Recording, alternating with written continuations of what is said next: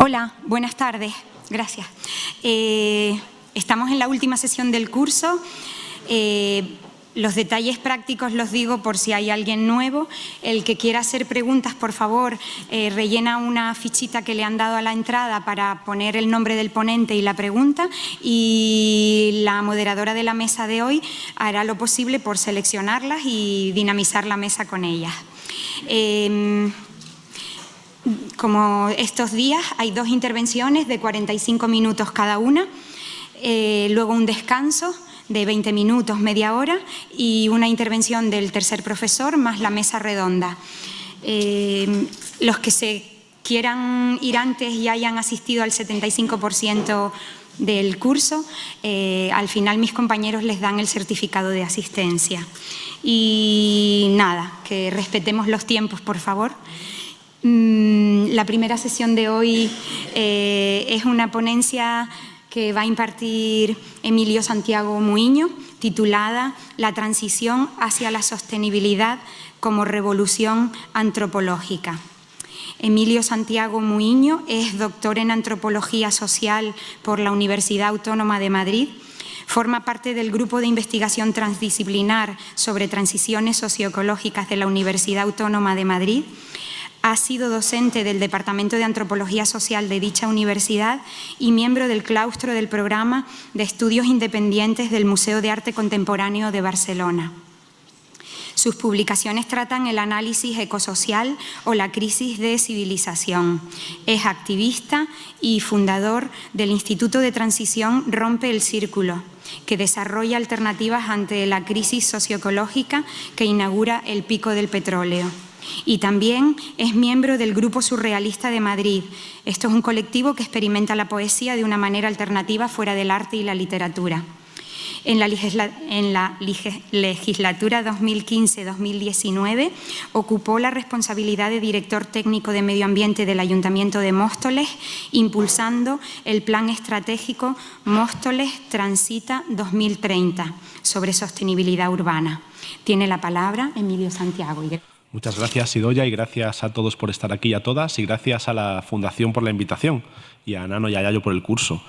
Esto de dar las gracias normalmente pues, es algo que, salvo que uno sea muy psicópata, lo hace de modo sincero, pero a veces un poco frío. No es el caso. O sea, para mí es un auténtico privilegio poder estar en este curso, en el centenario de César Manrique, con una ponencia que creo que encaja relativamente bien con algunas de las luchas que César impulsó.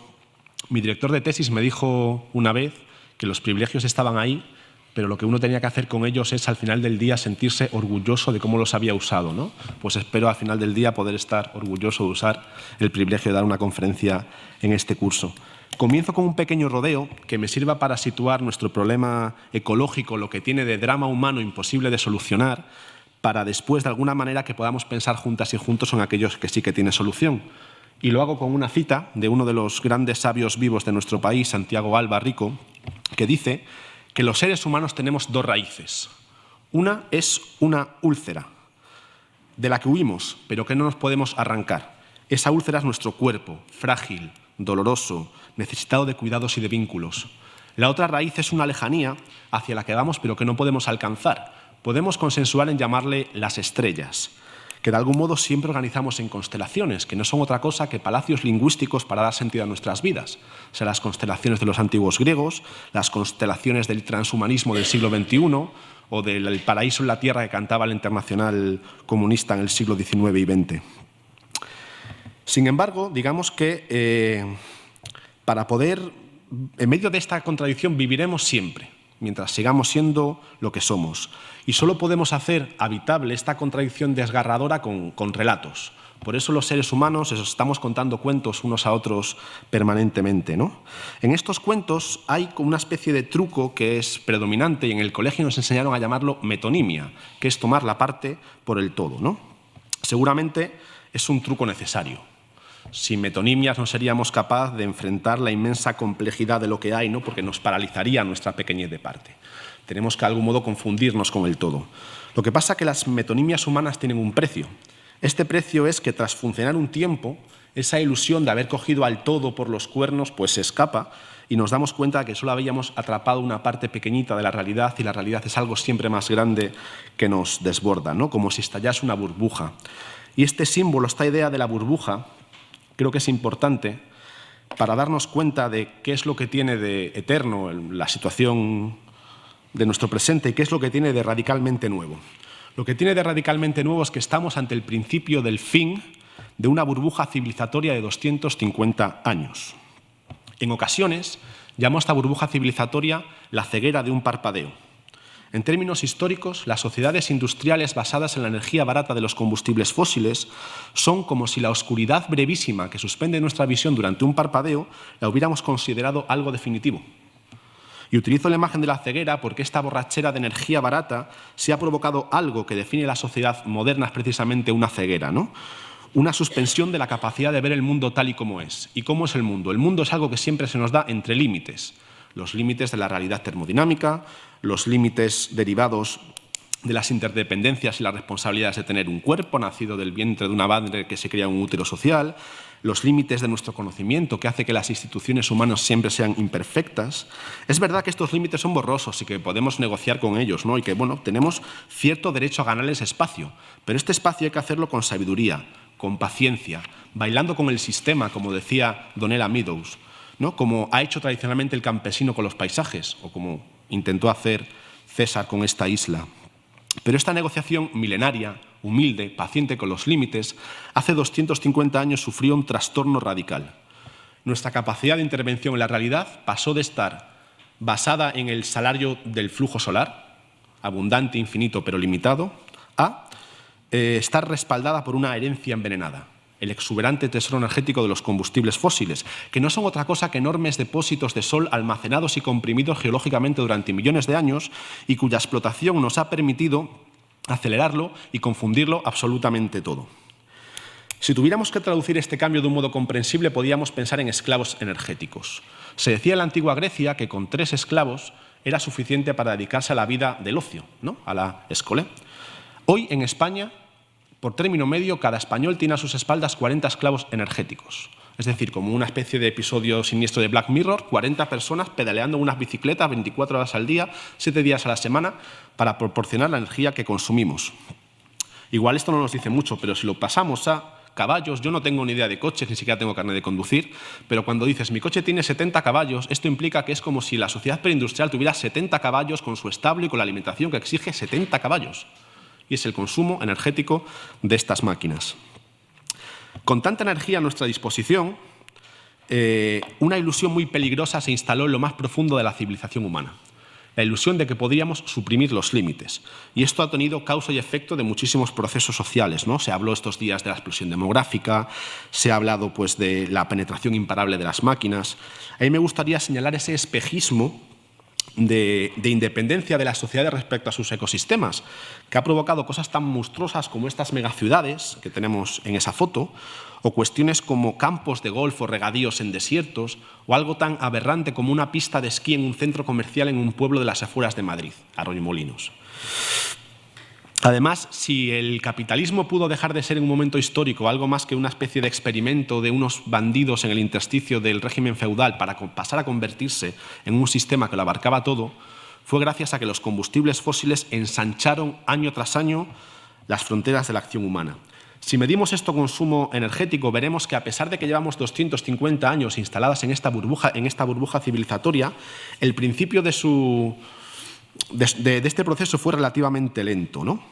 De hecho, hasta el año 1910 aproximadamente, el carbón no sustituye a la biomasa como primera fuente de nuestras matrices energéticas, doblando el consumo energético de la civilización preindustrial.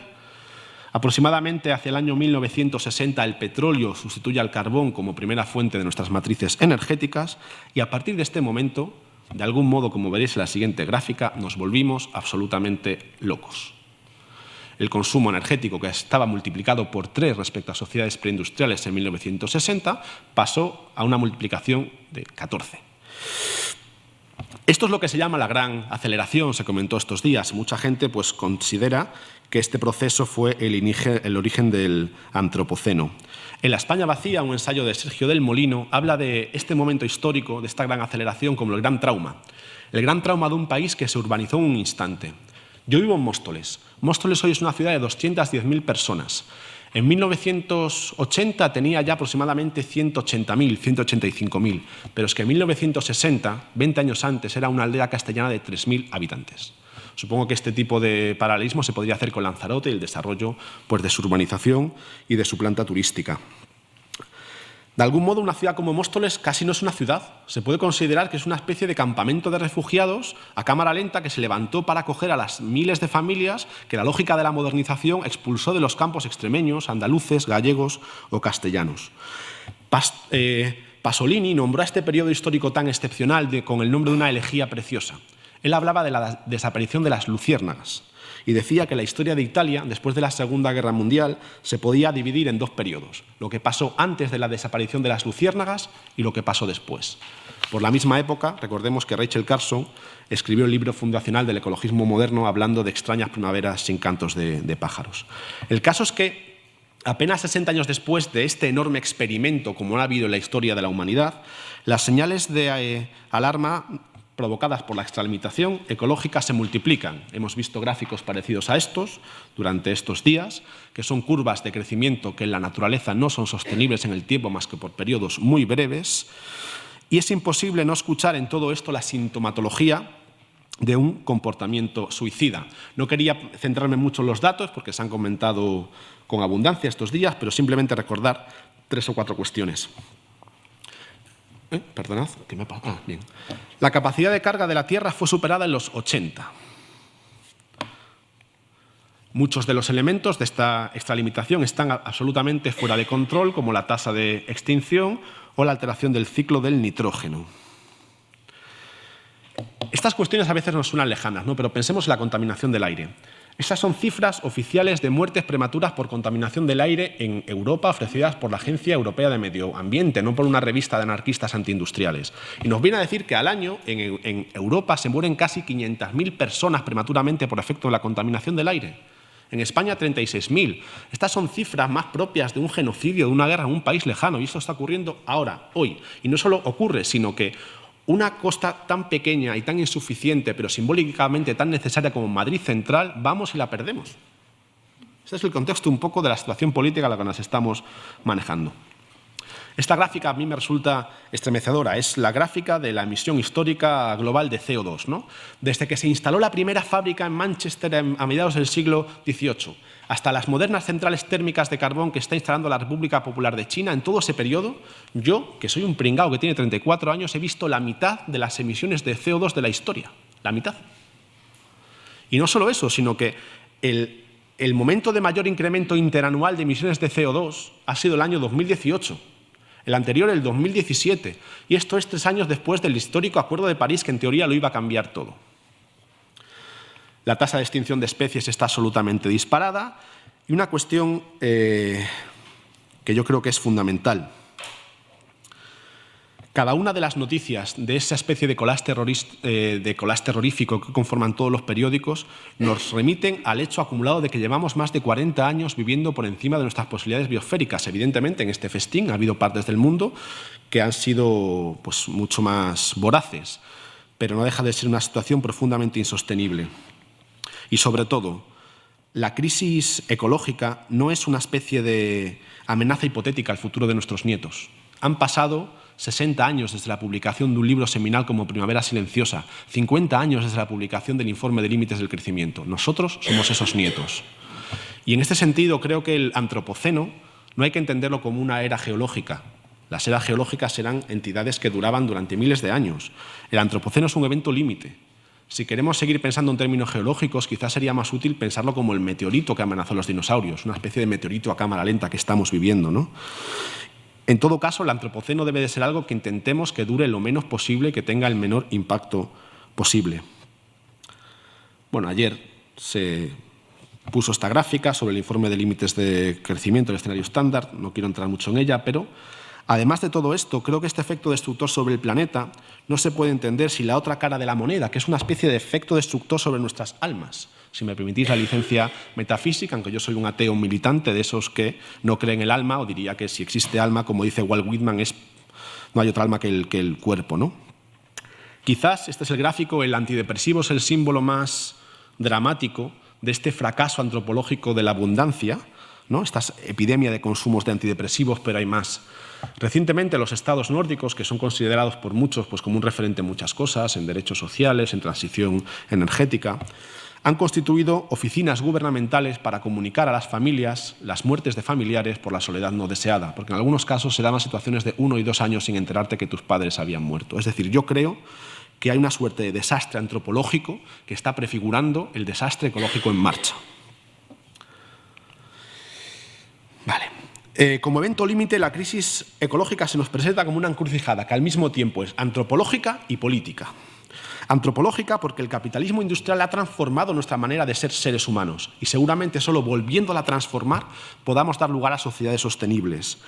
Política porque esta transformación se va a dar necesariamente a través de conflictos políticos, es decir, a través de luchas entre visiones incompatibles de qué es el bien común que se van a disputar los resortes de poder de una sociedad.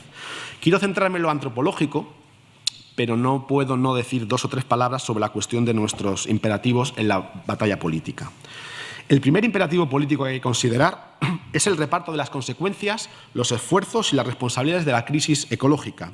En un acto de injusticia poética histórica, por decirlo de alguna manera, hay una relación inversamente proporcional entre los agentes responsables del cambio climático y aquellos que van a sufrir sus consecuencias. Es decir, que son esencialmente las consecuencias por los países de las zonas intertropicales, África Central, América Central y el sudeste de Asia, mientras que los mayores responsables son los países beneficiarios del desarrollo industrial en latitudes altas, con la excepción del reciente estirón chino, ¿no? En esta gráfica veis cómo casi el 50% de las emisiones acumuladas en toda la historia corresponden a Estados Unidos y Europa, con un 11% del porcentaje chino.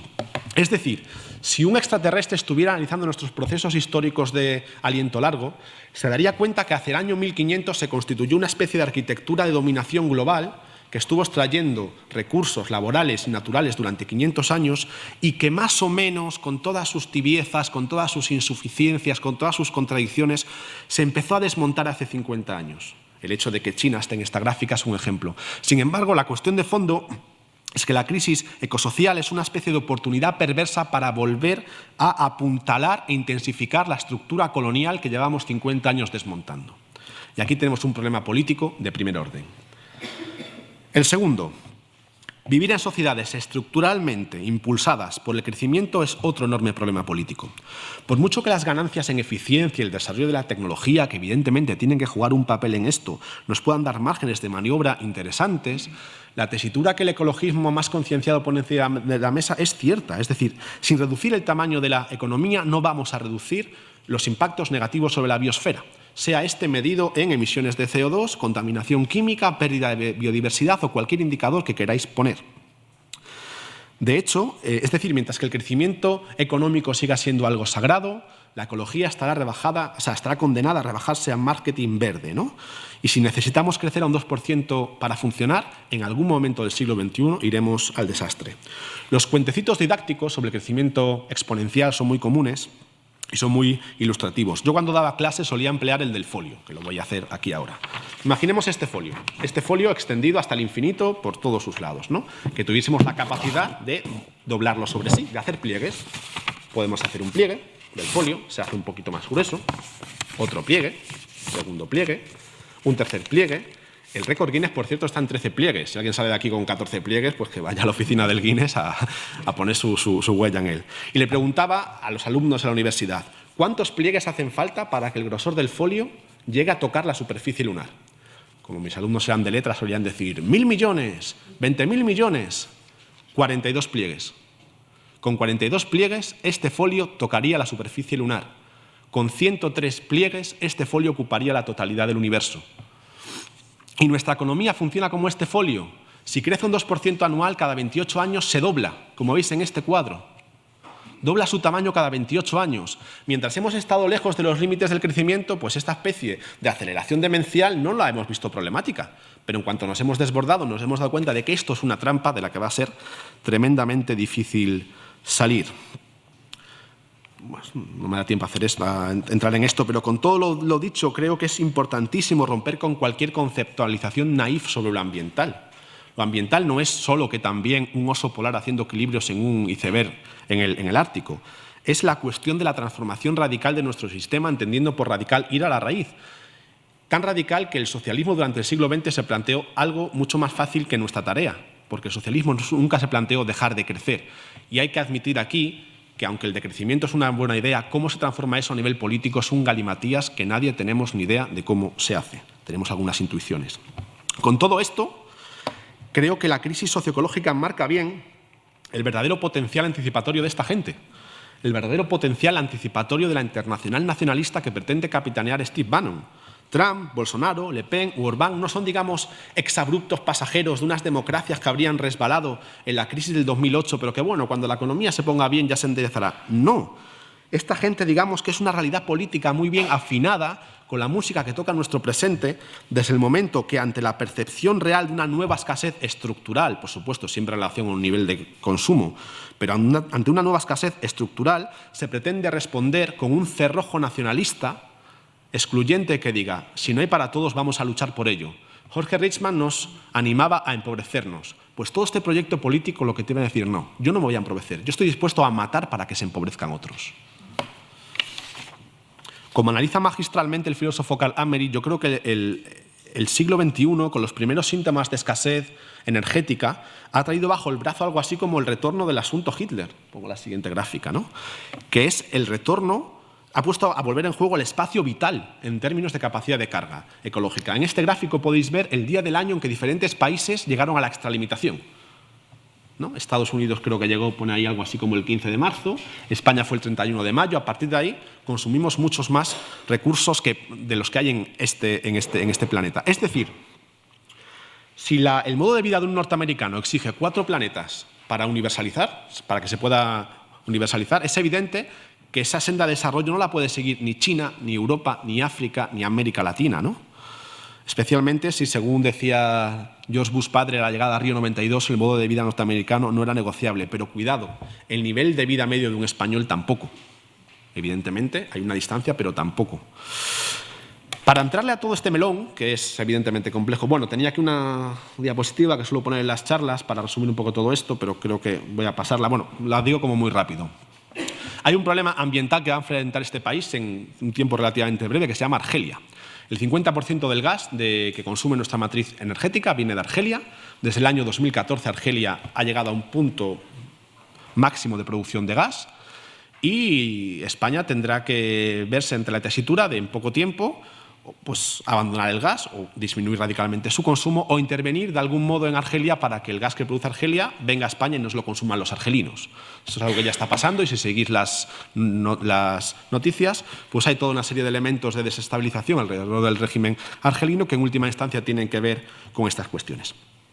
Decía que para entrar a esto, digamos que es un tema como muy complejo y para intervenir en esta complejidad hay que anunciar una especie de hablar bilingüe, ¿no? o jugar una especie de arte funambulista, como aparece en esta imagen, porque necesitamos de todo. Necesitamos acción institucional y acción de movimientos sociales. Necesitamos acción directa y reforma. Necesitamos todo tipo de cosas, ¿no? Dentro de ello creo que es importante distinguir entre 2 planos. Un plano, digamos, como de distancias cortas, que es especialmente necesario en el duelo electoral, porque hacer la transición ecológica implica también ganar elecciones, y en el cual tenemos que, de algún modo, salir a ganar con objetivos pragmáticos y realistas que nos permitan victorias que serán insuficientes, pero son fundamentales para generar pues, otro clima de época, y en el que seguramente tengamos que hacer muchísimas concesiones a un mundo que no nos gusta. Este es el momento teletienda de la presentación. En este sentido y en esta, digamos, acción política de corta distancia, yo hago una defensa del Green New Deal como dispositivo político que puede permitir construir mayorías hegemónicas hoy, no dentro de 20 años, hoy alrededor de estos temas, ¿no? He escrito un libro con Héctor Tejero sobre el asunto que se ha publicado hace un mes y entonces lo he puesto ahí, por si os interesa, pues lo podéis leer. Pero creo que esto no es suficiente. Es decir, el Green New Deal en ningún caso es suficiente. Necesitamos también una mirada mucho más larga que estudie y que persiga cambios en lo que podríamos llamar nuestra estructura de civilización profunda, ¿no? Nuestra estructura antropológica. Y esto necesariamente pues, se va a jugar como una suerte de transformación antropológica, revolución cultural, reforma moral, llamémoslo como queramos, pero en cualquier caso habla de un cambio profundo en nuestro modo de ser mujeres y hombres, ¿no? Por cierto, aquí hay que aprender del enemigo, que es el ABC de la guerra. Era Margaret Thatcher la que decía que la economía era el medio, pero el objetivo era transformar el alma. Pues la transición ecológica es el medio y el objetivo, de alguna manera, de nuevo, incluso aunque seamos ateos, es transformar el alma. Y para esto, aquí tenemos como varios problemas. Un problema tiene que ver con la cuestión de los tiempos. Decía ayer Nano que tenemos una comprensión de urgencias como muy terrible, pero este tipo de cambios exigen décadas, ¿no? En el mejor de los casos, el neoliberalismo consiguió una revolución antropológica en 40 o 50 años. No sé si tenemos 40 o 50 años para la transición. Pero aquí hay un dilema. O de algún modo aceptamos el atajo de un despotismo ilustrado ecológico, esto es decir, la supresión de la democracia y el pluralismo político, que en ningún caso voy a defender, o tendremos que aceptar por la sabiduría trágica y un poco profunda de ese refrán castellano que dice algo así como «vísteme despacio, que tengo prisa». Bien, dicho esto, la segunda cuestión es que, sin duda, para hacer una revolución antropológica, Margaret Thatcher ganó la partida al Che Guevara. Es decir, Margaret Thatcher construyó una mujer y un hombre nuevos y el Che Guevara pues, no lo hizo tanto, ¿no? Y aquí yo creo que hay algunas lecciones que aprender. La más importante es que algo como una revolución antropológica no puede ser fruto de una especie de política muy explícita, de un demiurgo político que permanentemente quiere construir un hombre nuevo, ¿no? Quizás funciona mejor una suerte de acupuntura, no tengo ni idea de la acupuntura cómo funciona, pero me parece una metáfora chula, ¿no? Que pinche aquí y allá y con 3 o 4 transformaciones concretas logre un cambio de época, como hizo el neoliberalismo, ¿no? Con un cambio pequeño en el régimen de propiedad de la vivienda, en el urbanismo, en la pluralidad de los medios de comunicación. 3 o 4 cosas que transformaron radicalmente nuestra manera de ser mujeres y hombres. En este sentido, quería apuntar como 4 puntos acupunturales para una transformación antropológica en pos de la sostenibilidad, que son esos 4 que tenéis ahí. La lujosa pobreza, la victoria de la igualdad, la tarea ecofeminista y la abdicación de los huérfanos. Y paso a explicarlo de modo muy breve. La lujosa pobreza conecta con toda la cuestión del deseo, que también ha estado revoloteando las charlas desde el principio, ¿no? Dice un anuncio de la Lotería Española, concretamente que no tenemos sueños baratos. Bueno, si esto es así, es decir, que lo que queremos es una vueltecita al mundo, un helicóptero por tener uno, un parquecito de atracciones. Si esto es así, nos podemos levantar todos de esta sala e irnos porque no hay la más mínima posibilidad de que pueda existir una transición ecológica que sea justa, especialmente en los países del norte. España es un país en el que millones de nietos de campesinos pobres, yo soy un nieto de campesinos pobres, hemos vuelto normal algo tan extravagante como tomar un vuelo de bajo coste para ir a Londres un fin de semana a ver un concierto y volver. Esto es una auténtica barbaridad. Esto es algo que es como una flor de un día histórico, algo que no se va a poder generalizar, que no se va a poder mantener. Ante el declive energético y material tenemos necesariamente que asumir hábitos de vida mucho más humildes, mucho más austeros, ¿no? Y para que esto sea atractivo, y esto es fundamental para construir mayorías políticas, esta mengua de nuestro consumo energético a la que nos va a obligar la sostenibilidad, y más si la queremos hacer justa, tiene que complementarse con una mejora de la calidad de vida y del sentido de la vida en otros aspectos, ¿no? Podríamos pensar, una primera compensación puede ser ganar en seguridad biográfica, ¿no? Porque el neoliberalismo ofrece un pacto social como muy perverso, en el cual tú tienes unas vidas absolutamente trituradas por la precariedad laboral, la ruptura de todos los vínculos, ¿no? Pero por otro lado lo compensas con el acceso a un consumo de masas que antes era de élite, ¿no? El vuelo en avión es un ejemplo, el acceso al alimento exótico es otro, todo esto en las clases populares del primer mundo, o el acceso al teléfono móvil, que puede ser otro que incluso está en las clases populares del tercer mundo. Entonces, yo creo que podríamos pensar en un nuevo pacto ecosocial que de algún modo nos garantizase a todas y a todos el derecho a la libertad de vivir sin miedo. Es decir, el derecho a la libertad de tener una vida resguardada, abrigada por las instituciones de tu propio país, ¿no? Menos expuesta a las inclemencias de una economía salvaje, una economía criminal. Pero yo creo que las promesas de seguridad, de protección y de orden, que son importantes y no tenemos que entregar al enemigo, no bastan. No bastan porque no movilizan las pasiones políticas que necesita un proyecto ganador. Y esto es necesario hacerlo de un modo más cercano al entusiasmo, ¿no? Y aquí hay que entender que la sociedad moderna ha generado sujetos, especialmente la sociedad moderna neoliberal, sujetos para los cuales la satisfacción de sus deseos es también una necesidad, paradójicamente. Tan sólida esta necesidad que es capaz de marcar el ritmo de la cohesión social y de la estabilidad política de un país. Y pongo un ejemplo concreto. No fue la falta de pan ni la falta de techo lo que hundió el socialismo real, porque había pan y había techo. Podemos decir que fue la falta de libertad, pero realmente fue la falta de una libertad muy especial. La libertad de consumir música rock, por ejemplo, o la libertad de tener un automóvil. Y yo creo que esta es una lección del socialismo real en el siglo XX que, de algún modo, con todo lo trágica que es, tenemos que introducir en este debate. Porque el cambio hacia sociedades sostenibles tiene que ser un cambio deseado, asumido desde el entusiasmo y no desde el sacrificio. Por tanto, me parece que es extremadamente importante que en el próximo lustro, en la próxima década, masifiquemos una idea de felicidad distinta, una idea de felicidad que seduzca, que enamore, pero que sea energética y materialmente más austera. Y a esto pues lo he llamado la lujosa pobreza, con este oxímoron como tan poético, ¿no? Que es buscar pues, la austeridad en el consumo de energía y de materiales, pero al mismo tiempo experimentar una abundancia nueva.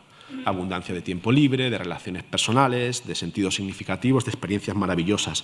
Una vida cotidiana que gravite alrededor de la amistad, del amor, de los vínculos, de los cuidados, del deporte, de la creatividad en todas sus formas, de la sexualidad como una aventura lúdica o incluso de la salvación del alma, otra vez, para quien crea que eso pueda ser posible, no es una vida cotidiana que requiera un gran equipamiento energético y material. Al contrario, es seguramente una vida cotidiana en la que la autocontención de los consumos se presenta como una especie de condición indispensable para una nueva expansión del placer de vivir. De hecho, especialmente porque el empacho como forma de vida al que estamos obligados por una productividad desbocada, y esto exige algo así como una economía del deseo personal absolutamente sobreexcitada por el terrorismo psicológico de la publicidad, es algo que deprime mucho nuestras mejores posibilidades. Jorge Richman tiene un aforismo poético, de estos que hace él tan maravilloso y condensa todo, que yo creo que podría ser un buen lema político para esta tarea de la lujosa pobreza, ¿no? Y os lo quería ofrecer. Dice algo así como menos segundas viviendas y más años sabáticos. Yo creo que es un buen plan. Segundo punto de esta especie de acupuntura antropológica, la victoria de la igualdad. El siglo XXI se tiene que convertir en el momento de la victoria y consolidación definitiva de la idea más revolucionaria que los seres humanos hemos concebido en los últimos 2000 años, que es la idea de que somos iguales entre nosotros y entre nosotras. Si en el futuro hay un siglo XXII, va a ser porque en el siglo XXI, de algún modo, la humanidad deje de ser algo más que una especie de bonita etiqueta para hablar de grupos enfrentados a una especie de combate hobbesiano permanente. Hay razones para el desánimo, pero también razones para la esperanza. Es verdad que el etnocentrismo es una actitud bastante universal y es verdad que la solidaridad es mucho más fácil con tu grupo cercano que con los grupos lejanos. Pero al mismo tiempo las prácticas igualitarias se han ido abriendo camino en los últimos siglos y no solo porque las ideas morales igualitarias se hayan extendido, sino sobre todo porque a medida que el mundo se ha ido llenando, a medida que el mundo se ha ido congestionando, hemos descubierto, es decir, que las interacciones sociales son más complejas, hemos descubierto que cooperar sale más a cuenta que competir. Hay digamos, una especie como de fuerza material que nos puede impulsar a ello, ¿no? Por tanto, en un planeta sometido a rendimientos decrecientes y golpeado por el macroefecto boomerang de un ecocidio como el que estamos generando, este dilema se magnifica. Si no conseguimos organizar algo así como un nosotros no privatizado, en una expresión preciosa de Marina Garcés, y cuyo impacto sea tan potente como el nosotros nacional en el siglo XIX, pues lo vamos a tener complicado. Y una de las consecuencias será esto que ya se ha comentado, ¿no? Las élites no tendrán ningún tipo de compromiso con el pacto social y estarán tentadas a independizarse de él. Están estas noticias, ¿no?, de la compra masiva de tierras en Nueva Zelanda, que es una especie de Marte low cost, ¿no? Como a Marte no podemos ir, pero a Nueva Zelanda sí, pues tenemos a los ricos comprando fincas en Nueva Zelanda para prepararse ante el evento, como ellos llaman a lo que viene. Del mismo modo, seguramente nuestras poblaciones no van a aceptar pérdidas en sus niveles de confort si esas no se reparten de modo igualitario. Y, por supuesto, si no hay una revolución de la igualdad, la arena internacional se va a convertir en una especie de guerra molecular de todos contra todos por los últimos recursos. Es decir, si no pasamos página a eso que la teoría internacional se llama la teoría realista de las relaciones internacionales, que por realismo entienden la ley del más fuerte, pues convertiremos el mundo en una especie de guerra molecular permanente. El tercer punto de esta acupuntura política sería la tarea ecofeminista, pero teniendo a Lolita y a Yayo después en la mesa, pues me da como vergüenza decir cualquier cosa al respecto, así que voy a ser profundamente breve, solo un par de ideas, ¿no? Creo que poner la vida en el centro, que podríamos considerar que tiene como dos tareas, una es desfeminizar cuidados y otra es darles el verdadero valor que tienen, y desfeminizar cuidados porque es evidente que salvo la triada embarazo, parto, lactancia, todos los demás cuidados los podemos asumir por igual, mujeres y hombres.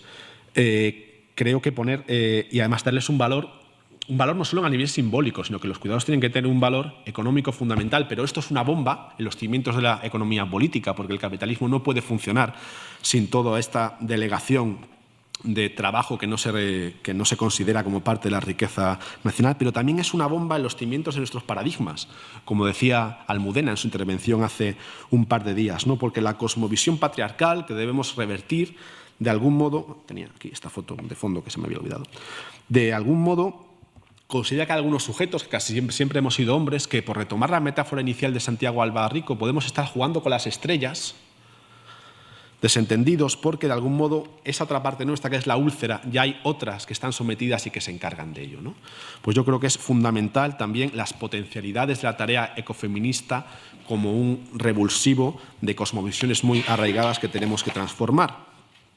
Y el último punto, que he llamado la abdicación del huérfano o de los huérfanos, tiene que ver con que finalmente es probable que la sostenibilidad solo termine arraigando como una especie de ordenamiento civilizatorio a través de una conmoción en nuestras cosmovisiones del calibre de abandonar 500 años de humanismo antropocéntrico, que esto es trampa, porque son muchísimos más, porque las religiones teístas no eran más que un humanismo antropocéntrico dando un rodeo a través de Dios, pero seguían colocando al hombre en un vértice cósmico del que toda la creación dependía.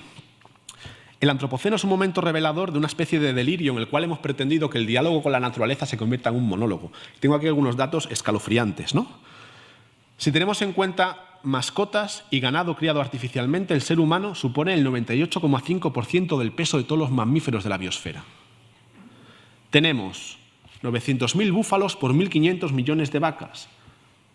Tenemos 200.000 lobos por 400 millones de perros, 40.000 leones frente a 600 millones de gatos, 50 millones de pingüinos en el mundo y 20.000 millones de gallinas. Bien, creo que narrativas teóricas como la teoría Gaia orgánica, prácticas políticas como la ecología profunda, están de algún modo explorando estos nuevos mitos por venir, ¿no? Y esto yo creo que podrá en algún momento organizar un nuevo pacto entre humanidad y naturaleza, un pacto en el cual nos retiremos nosotros para que la naturaleza tenga espacio, aunque también es verdad que me parece que en el marco de la amenaza del ecofascismo, estas son cuestiones para las que seguramente nuestra sociedad todavía no está preparada para convertirla en política de mayorías. Ojalá lo estuviera, pero creo que no. De todas maneras, la misión seguramente más profunda del milenio es como justo la contraria del gesto napoleónico. La leyenda cuenta, digo la leyenda porque históricamente no fue así, pero se ha considerado así, que Napoleón cuando se coronó arrebató al Papa la corona y se la puso él mismo, ¿no? Como el símbolo de esa especie de autodeterminación soberana de la modernidad. Pues nosotros de alguna manera tenemos que hacer lo contrario, es abdicar. Abdicar de un poder que hemos comprobado que nos supera y, como afirma Calamery otra vez, seguramente podremos ser algo parecido a los reyes de la creación si comprendemos que no lo somos. ¿Y todo esto cómo se hace? Porque claro, pues es como, ¿no? Hay como esa especie de tic de citar a Lenin del qué hacer, ha sido la pregunta del siglo XX. Yo creo que qué hacer sabemos qué hacer, pero cómo se hace no tenemos ni idea, ¿no? Además, siempre en nuestros libros hay como dos partes, la parte del diagnóstico muy exhaustivo y la parte del punto de llegada y en medio el absoluto silencio. Quería lanzar como dos reflexiones pequeñas sobre el cómo hacer. Si uno de algún modo mira la antropología y la historia con una mirada larga, se da cuenta que hay como dos formas de pensar la transformación social que podríamos llamar la lógica de la conquista y la lógica del cultivo. La lógica de la conquista es la lógica pues, del poder político. La lógica del cultivo, aquella que ha ido pues, articulando y tejiendo relaciones simbióticas en los más diversos planos. De nuevo, Santiago Alba Rico habla de esto, oponiendo dos metáforas que me parecen preciosas, que es la civilización del Tajo y la civilización del nudo, poniendo pues, el famoso ejemplo de Alejandro cortando con su espada el nudo gordiano en la conquista de la ciudad de Frigia. Creo que necesitamos una política del nudo. Y el nudo se dice, o sea, hay muchas maneras de decir este concepto de nudo, ¿no? Porque un buen libro es un nudo, una cooperativa viable es un nudo, evidentemente un huerto agroecológico es un nudo, pero también un partido político solvente es un nudo, un modelo de desarrollo distinto como el que pretendió hacer Manrique en Lanzarote es un nudo, y hasta nuestro propio cuerpo es un nudo que se ata en el ombligo. Ese ombligo que, como nos recuerda Marina Garcés, nos dirá siempre que nunca seremos individuos, sino que somos seres frágiles e interdependientes, y podríamos añadir, como dice Yayo siempre, nacidos de una madre en una biosfera finita. Por tanto, necesitamos, al menos en el cambio antropológico, creo una política del nudo. Quizás el cambio político institucional pues, se adapte mejor a ese otro enfoque, ¿no? Un enfoque, digamos, como más directo, como más violento, si queréis utilizar la palabra violencia en un sentido amplio. Necesitamos una política de la paciencia estratégica. Decía Greta que nuestra casa estaba en llamas. Y lo que pasa es que no hay salida de emergencia, porque no hay ninguna salida. Entonces, la única solución es, paradójicamente, volver a esa casa, ¿no? Volver a casa. Aquí estoy pensando en el título de esa novela de Ursula Le Guin, ¿no? El eterno regreso a la casa que nunca nos dejaron tener, y que además las élites se empeñan en que destruyamos en terrible complicidad. Por eso me parece que, paradójicamente, no podemos hacer otra cosa que apagar el incendio. Y eso creo que significa hacer algo así como lo que hacía Penélope en el telar, cuando esperaba que Ulises llegara, que era hacer y deshacer nudos, que no es una manera metafórica de decir hacer y deshacer tiempo. Por tanto, y aquí hago una autocrítica al propio nombre de mi conferencia, seguramente esta transición a la sostenibilidad no sea una revolución, porque la revolución no deja de ser un concepto categorialmente muy atado pues, a una especie de cambio tajante, violento y seguramente muy influido por toda una épica y una cosmovisión masculina. De modo más concreto, quería poneros un ejemplo ridículo, pequeño, testimonial, de cambios en los imaginarios colectivos que puedan prefigurar cómo transformamos todas estas palabras que he dicho en algo parecido a una política pública. Nosotros en Móstoles hicimos un pequeño experimento durante varios años que consistió en la construcción de un imaginario colectivo basado en la idea de la lujosa pobreza y en la cual pues, imaginábamos cómo sería la ciudad en el 2030 si hubiéramos ganado y la lujosa pobreza fuese la idea hegemónica que organizase la vida social, ¿no? Fue un proceso, aquí tenéis algunas fotos, tremendamente complejo, en el que hubo talleres participativos con diversos colectivos, escribieron relatos, acciones poéticas de calle, una cosa relativamente grande. En ella, digamos que nuestra intención siempre fue que notáramos una cosa que decía William Morris y que me parece preciosa, la diferencia entre el cómo vivimos y cómo podríamos hacerlo, esto es pensar la utopía ecológica, pero de un modo fundamentado, ¿no? Entendiendo que ya no teníamos por delante pues, una abundancia energética y material inmensa. Evidentemente imaginamos un Móstoles pues, con un consumo energético reducido, un desarrollo enorme de la economía circular, en el que digamos, teníamos una moneda social, una bioregión, había toda una serie de instituciones que permitían una vida económica de otra manera, pero sobre todo imaginamos, bueno, aquí tenéis uno de los mapas de este desarrollo de un imaginario colectivo, sobre todo imaginamos un Móstoles donde se empezaba a experimentar esta revolución cultural, que he intentado esbozar de modo como muy sencillo, ¿no? Un Móstoles, bueno, aquí tenéis una imagen de uno de los bandos de la Comuna Municipal del 2030. Hubo mucho sentido del humor, evidentemente, porque cuando abres una cosa como esta, esa participación popular, pues también se dio pie para todo tipo de bromas, ¿no? Pero un Móstoles en el que, por ejemplo, algunos objetos del pasado pues, se convertían en objeto de un museo de los horrores del pasado, porque ya no existían, como la talla de ropa. La talla de ropa pues, era un burka occidental que encerraba a las mujeres en una cárcel de tiempo, por ejemplo. O el reloj, un instrumento cortante para diseccionar la vida. De hecho, si alguien imaginó una plaza donde todos los relojes del pasado se habían amontonado en una especie de extraño monumento al tiempo lento, ¿no? Y muchísimas otras cuestiones. Muchas plazas y calles fueron renombradas en función de los nuevos usos y costumbres de los habitantes del Móstoles utópico y decrecentista del 2030, ¿no? Pues una plaza para danzar bajo la tormenta sin ropa, o una plaza para hacer hogueras por la noche y contar historias de miedo, que sería nuestra alternativa al Netflix y al HBO, ¿no? Contar historias de miedo en una hoguera con tus vecinos. Y bueno, pues hubo toda una serie de intervenciones poéticas, ¿no? En el cual pues, un callejón pasó a ser un pasadizo para atracos a punta de beso, la colina de un parque, un observatorio de formas de nubes. Dispersas por toda la ciudad pusimos pequeñas promesas que de algún modo anticipaban esa vida mejor que podíamos construir, ¿no? En la cual decíamos que las nuevas monedas eran los regalos, o cosas como que no habrá más eternidad que el olor de una tormenta, Ya no odiarás el lunes, que sería una cosa fantástica, imaginaos un mundo en el que no odies un día como el lunes, o envejecer no será arrepentirse un poco de los amores perdidos. Y una de las cuestiones más bellas de este ejercicio de imaginación colectiva fue imaginar un hamacódromo público. Un parque en un pinar donde se habían instalado unas hamacas colgando entre árboles, donde la gente pudiese tener el derecho a descansar en una ciudad como Móstoles. Esto que pareció uno de los delirios imaginativos que se construyeron por un tipo de milagro un poco extraño, se convirtió en política pública. Este es el dibujo inicial del hamacódromo que salió en uno de esos talleres participativos. Se convirtió en política pública pues gracias a la confluencia del Ayuntamiento de Móstoles, del Museo de Arte Contemporáneo de la ciudad, de nuestro colectivo, de un colectivo de tejedoras. Se convocó durante un periodo de 4 o 5 meses, ¿no? Sí sé, a tejer hamacas en talleres con gente, colectivos y vecinas de toda la ciudad, y en mayo del 2018 se inauguró el que yo creo que es el primer hamacódromo público del país. Que además, lo sorprendente de esto es que yo, sinceramente pensaba que era una fricada de ecologistas delirantes, pero ha sido un absoluto éxito. Es decir, si uno mira en Google de estas cosas que ponen notas, el hamacódromo tiene un 4,8, o sea, la gente vota al hamacódromo, le encanta, es una cosa que han hecho suya y que de algún modo nos da pistas para pensar que realmente existe ese filón de otra idea de felicidad, de otra concepción del deseo que podemos tirar para construir un mundo en el que vivir con menos sea vivir mejor. Al lado del hamacódromo pusimos un cartel, el derecho a soñar en una hamaca, en el que reivindicábamos algo así como pues, una nueva Declaración Universal de Derechos Humanos. Para esto nos inspiramos en una cosa que suele decir Yayo en las charlas, que es maravillosa, que no la voy a decir para no hacer spoiler, pero bueno, Yayo dice una cosa preciosa y a partir de esa cosa preciosa pensamos en cómo ampliarla, ¿no? Y bueno, el derecho a la pereza, que Paul Lafargue ya hablaba de él en el siglo XIX, pensábamos que podía tener un papel en esta nueva Declaración de Derechos Humanos del Antropoceno. Y lo aterrizamos en algún ejemplo concreto, ¿no? Porque esto de los derechos en abstracto suena como muy mal.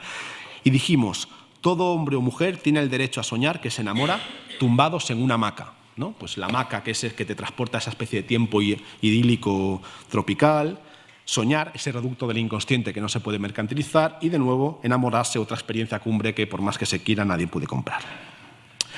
Pero en todo este campo, ¿no?, de cómo traducir a cuestiones concretas la revolución antropológica que necesitamos en pequeños experimentos que al menos vayan abriendo estas grietas en el sentido común, yo confieso, y por eso decía que el agradecimiento inicial era como muy especial para mí, que he venido a Canarias y a Lanzarote más a escuchar que a decir. Porque me parece que, y quería cerrar con esta imagen, que es la sala en la que estamos, que la obra de César Manrique y su legado es un ejemplo maravilloso de todo lo que os he dicho. O sea, un ejemplo maravilloso de cómo se han ensayado algunas de las cualidades de la revolución antropológica que necesitamos, porque creo que la lucha de César fue la lucha por entender que Lanzarote no es una plataforma puesta por la tectónica de placas como una especie de crucero inmóvil para que millones de turistas vengan a tomar 1 o 2 semanas de sol al año que compensen un año de trabajo absurdo y deprimente. Y aquí quería hacer una reflexión personal, porque yo si hay un lugar en el mundo que me parece que nuestra civilización muestra su cara más aberrante es en los resorts turísticos. Y digo esto porque es increíble que ese sea el cielo por el que estamos dispuestos a desatar el infierno. Es decir, que por una semana puestos a remojar en una placenta, no para ser como reyes por una semana, sino incluso algo peor, o sea, para reducirnos a la condición de lactantes, que es lo que pasa en los resorts turísticos, estemos matando con drones por todo el tercer mundo para saquearlo todo. ¿Ese es el punto culminante de esta civilización? Bueno, sin más, me voy. Lanzarote, en ese sentido, no es esa especie de crucero inmóvil. Él entendió que Lanzarote es una casa, que Lanzarote es un hogar, que Lanzarote es un telar de mitologías, que puede ser un escondite para el amor, que puede ser un lugar donde apreciar la belleza del mundo. Y cuando una comunidad se decide a preservar su casa, se decide a cuidarla, se decide a hacerlo además con inteligencia ejemplar, se desencadena uno de los gestos más revolucionarios que hoy puede tener espacio en la política, que es precisamente la reivindicación del lugar. Antes todo el mundo tenía un lugar. Hoy nos hemos vuelto tan pobres que ni siquiera tenemos lugares. Tenemos que pagar por consumirlos, ¿no? Y me parece que César fue un visionario porque supo ver toda esta destrucción simultáneamente antropológica y ecológica de su isla y se decidió, como aparecen estos titulares de prensa, a intentar pararla e intentar demostrar que hay otras formas posibles. Con esto cierro. Si tuviera que resumir el objetivo de esta revolución cultural, creo que podría decir que se trata de ser capaces de pensar una noción de lo suficiente, una noción de lo suficiente. Este podría ser el nombre en clave, ¿no?, de esta revolución cultural. Y esto necesariamente se va a dar en un combate asimétrico por algo así como dar una respuesta alternativa por el sentido de la vida. Y este combate, además de ser asimétrico, se va a dar pues, no con las reglas de la guerra convencional, porque no será nuestra capacidad de destruir, sino nuestra capacidad de hacer nudos, con paciencia, las que determinen quién puede ganar, ¿no? Hacer nudos es cuidarnos entre nosotros y nosotras, hacer nudos es cuidar nuestro paisaje, cuidar nuestra tierra, cuidar nuestro vínculo con la biosfera de la que formábamos parte. Antes hablaba del derecho a la pereza. Yo creo que si tuviéramos que resumir toda esta enorme tarea en un horizonte de derechos, diría 2 derechos. El primero, que contiene muchos derechos, es el derecho a admirar la realidad. Yo creo que César fue un auténtico visionario en la capacidad de mirar todo esto, de admirar la realidad. Y el segundo, porque esto solo será posible si declaramos un segundo derecho, y es contra todo lo que se viene diciendo en el espacio político últimamente, es el derecho a declarar nuestras múltiples dependencias. Muchísimas gracias.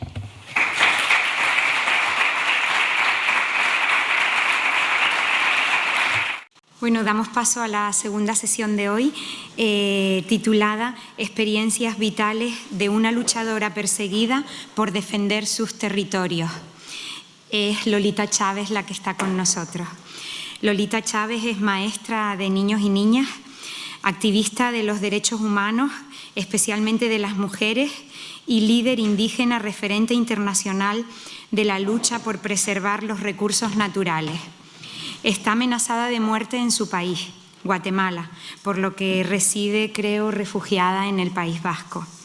Chávez es originaria de los territorios del oeste de Guatemala, es miembro del Consejo de Pueblos Quichés por la defensa de la vida, madre naturaleza, tierra y territorio del pueblo quiché para enfrentar los efectos del Tratado de Libre Comercio entre América Central y Estados Unidos. Se manifiesta en contra del racismo existente en su país y en contra de las transnacionales que mercantilizan zonas naturales de forma perversa con el fin, supuestamente, de dar respuesta al cambio climático. Tiene la palabra Lolita Chávez. Gracias.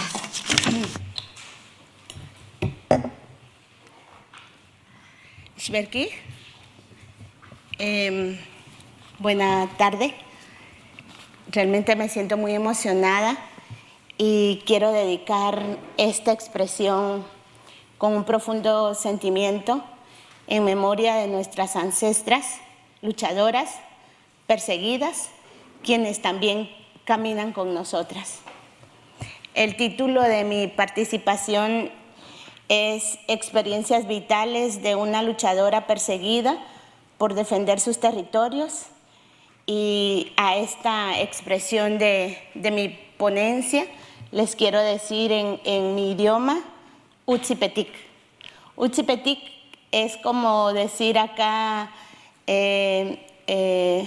bienvenida o bienvenido o bienvenides. Y para nosotras es que sus caminos vengan con bien hoy. Y se los digo así porque hoy dentro del calendario maya quise retomarlo.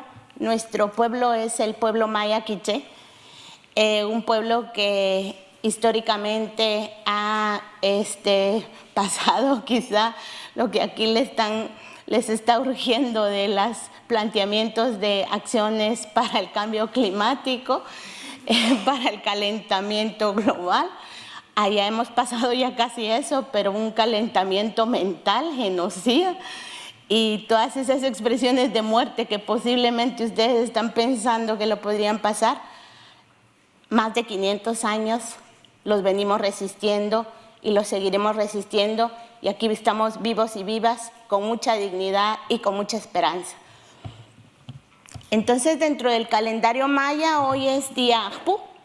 Es un día que se conecta con la vida, el horizonte, las plantas, los animales, la naturaleza, el triunfo. Y también se conecta con la certeza, con caminantes y caminantas, con artistas, con estrategas y que nos dicen las abuelas y los abuelos que este día, quien nace en un día como hoy, puede ser abogada, artista o estratega. Entonces lo vinculo muy bien porque los tejidos que vamos a hacer hoy va a ser eso, tejidos entre feministas, territoriales, antipatriarcales, antirracistas, anticapitalistas, y eso también se conecta con quien dijo que fue un brujo desde hace años y dice que vio el desastre. Y ustedes saben quién es, espero que lo sepan. César, lo dice ahí, por si se les haya olvidado. Bueno, traigo algunos puntos. Sí, lo pasan viendo por si se les olvida. Me gustó mucho también el planteamiento de cómo está este entretejido de los mensajes de César, para que nos vayamos como contextualizando en esos momentos. He preparado varios puntos, pero entre todos ojalá me dé tiempo, pero espero que si logramos que quede con énfasis los 5 o 6 primeros, ya la hicimos. Ya le echamos ganas, diríamos allá. Y el primero es que inicialmente agradezco por este esfuerzo colectivo de la Fundación César Manrique y su caminar hacia el centenario del nacimiento de César. Es, creo que, un reconocimiento muy lindo, el cual también entreteje amor, ternura y una paz en donde las abuelas nos dicen no se olviden de nosotras, no nos borren de su memoria y verán de dónde venimos. Eso es parte del Popol Vuh y yo lo retomo con la presencia de César. Me encantó también que se reconozca el caminar con el mensaje cuando la humanidad desborda los límites biofísicos del planeta, y yo acá le agregaría algo que generalmente pues yo no me limito a las palabras ni a las expresiones emocionales.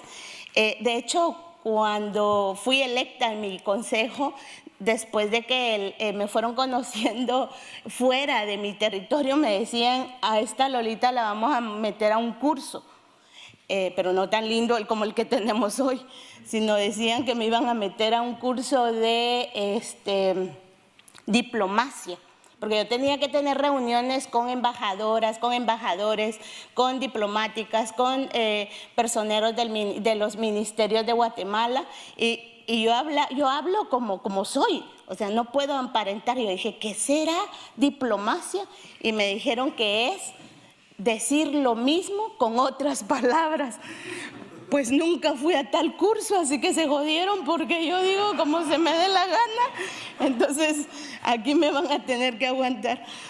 Entonces les decía que yo a este mensaje, cuando la humanidad desborda los límites biofísicos del planeta, le agregaría, y esa humanidad tiene nombres y apellidos.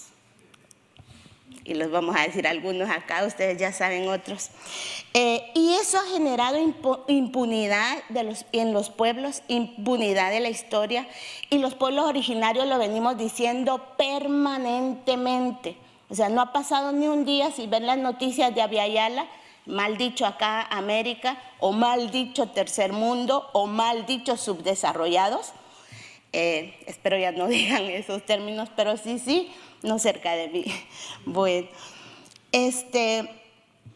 y en este sentido, estas impunidades están cobrando muchas vidas y siguen cobrando vidas en nuestros territorios.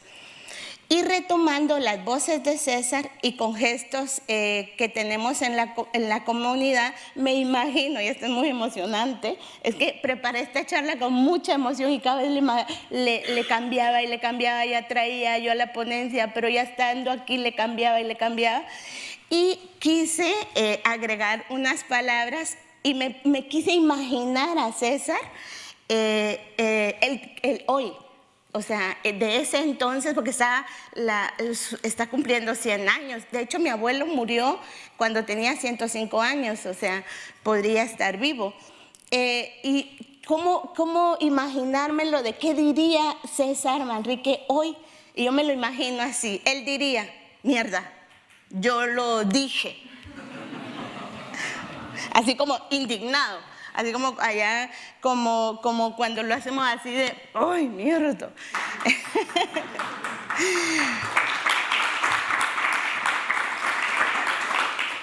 Pero también me lo imagino de buen modo y me lo imagino también con una fuerza esperanzadora de, bueno, mucha, entonces echémosle ganas a seguir luchando.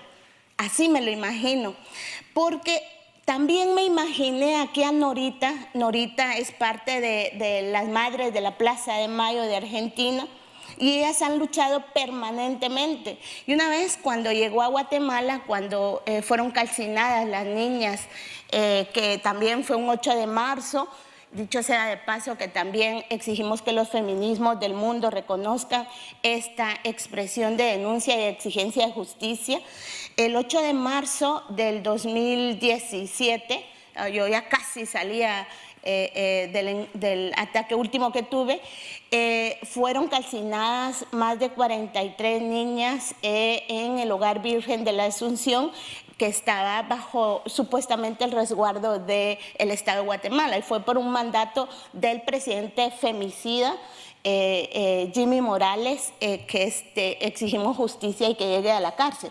Y dicho sea de paso también, ya hemos llevado a la cárcel a varios corruptos presidentes, o sea, expresidentes están en la cárcel.